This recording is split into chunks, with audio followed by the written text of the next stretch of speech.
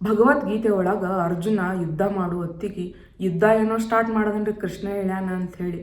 ಆಮೇಲೆ ಅವನಿಗೆ ಇನ್ನೊಂದು ಡೌಟ್ ಬರ್ತದಂತ, ಅಲ್ಲ ಕೃಷ್ಣ ಯುದ್ಧ ಏನೋ ಮಾಡಾಕತ್ತೀನಿ, ನನಗೆ ಸೋಲಾಯ್ತಂದ್ರೆ ನಾ ಏನು ಮಾಡಲಿ ಅಂಥೇಳಿ.